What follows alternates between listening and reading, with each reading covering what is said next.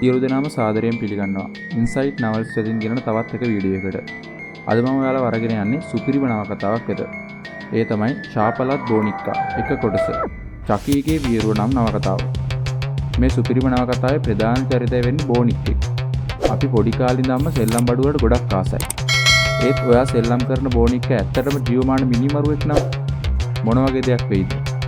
අද මම ඔයාව අරගෙන යන්නේ අන්න ඒ වගේ සුපිරිම නවකතාවක් වෙත. ඉතින් මේ නවකතාවේ තියෙන ත්‍රාසය, බීතිය, කුතුහලය විඳින්න වීඩියෝ එක ඉවර වෙනකම්ම ඉන්න. අපි යමු වීඩියෝ එකට.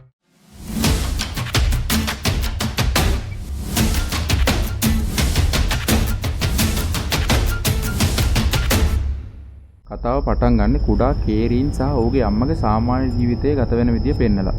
ඉතින් මේ අතරේ කේරීන්ගේ 7 වන උපන්දිනේ එනවා. කේරීන්ගේ අම්මා ඔහුට තෑගි දෙන්න යන්නේ ඔහු හැමදාම බලාපොරොත්තු වුණු ගුඩ් ගයිස් කියන බෝනික්ෙක්ව. ඒත් මේ බෝනික්කට කොච්චර භයානක අතීතයක් තියෙනවද කියලා මොවුන් දෙන්නම දැනගෙන හිටියේ නැහැ. මේ කතාවේ ප්‍රධාන චරිතය පුංචි කේරීන්. ඔහු අම්මගේ ආදරයේ මැදින් සාමාන්‍ය ජීවිතයක් ගත කරන ඕනෑම දරුවෙක් වගේ සෙල්ලම් බඩුවලට ආදරය කරන හිත හොඳ කොල්ලෙක්. ඔහුගේ එකම හීනය වෙන්නේ ගුඩ් ගයිස් කියන බෝනික්ෙක් ලබා ගැනීම. ඒත් මේ කතාවේ බෝනික්කා කියන සංකල්පය වෙනස් වෙනවා. මෙතනදී බෝනික්ෙක් කියන්නේ සෙල්ලම් බඩුවක් නෙවෙයි. මිනිසෙකුගේ ආත්මයක් දරාගෙන ඉන්න භයානක චරිතයක්. ඔයාලට පුදුමයි නේද? දරුණු ආත්මයක් කොහොමද බෝනික්කගේ ඇතුළට ආවේ කියලා. ඔහොම ඉන්න රචකයා ඒක අපිට මෙතනදී පැහැදිලි කරලා දෙනවා. එක රාත්‍රියක දරුණු මිනිමරුවෙක් වෙන චාල්ස් ලීරේ පොලිසියෙන් පැනලා සෙල්ලම් බඩු කඩේකට දුවනවා. පොලිසිය ඔහුව වට කරනකොට ඔහු මරණයෙන් බේරෙන්න පරණ මායාකාරයෙක්ගෙන් ඉගෙනගත් බිහිසුණු මන්ත්‍රයක් පාවිච්චි කරනවා. ඒ මන්ත්‍රයෙන් ඔහු ඔහුගේ ආත්මය සාප්පුවේ තිබුණු ගුඩ් ගයිස් බෝනික්ෙක්ට ඇතුළු කරනවා. කතාවේ ඇත්තටම දුෂ්ටයා වෙන්නේ චාල්ස් ලීරේ. ඔහු කතාවේ ආරම්භයේදී දරුණු අපරාධකාරයෙක් විදියට පෙන්නනවා. ඔහුට මරණයෙන් බේරෙන්න තිබුණ එකම විකල්පය වුණේ ඔහුගේ ආත්මය බෝනික්ෙකුගේ ශරීරයට ඇතුල් කිරීම. මේ සිදුවීම මුළු කතාවේම හැරවුම් ලක්ෂ්‍ය වෙනවා. ඉතින් කේරීන්ගේ අම්මා කිසිම දෙයක් දැනගන්නේ නැතුව මේ බෝනික්කව පුතාට තෑග්ගක් විදියට අරගෙන යනවා. කේරීන් මේ බෝනික්කව චකී කියලා නම් කරනවා. මේ සිදුවීමෙන් පස්සේ ඔහුගේ ජීවිතය සම්පූර්ණයෙන්ම වෙනස් වෙන්න පටන් ගන්නවා. කේරීන් ඔහුගේ අලුත් යාළුවට ගොඩක් ආදරය කරනවා. නමුත් ඉක්මනින්ම බෝනික්කගේ නපුරු පැත්ත එළියට එන්න පටන් ගන්නවා.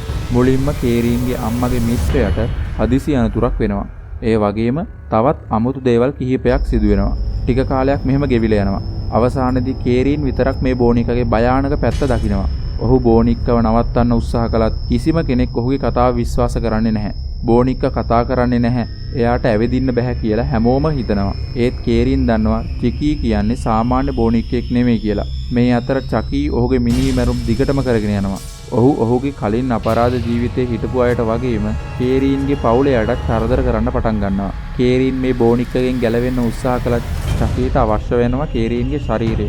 අන්තිමේදී කේරීන්ගේ අම්මා සහ පොලිස් නිලධාරීන් බෝනික්කගේ ඇත්ත ස්වභාවය දැනගන්නවා.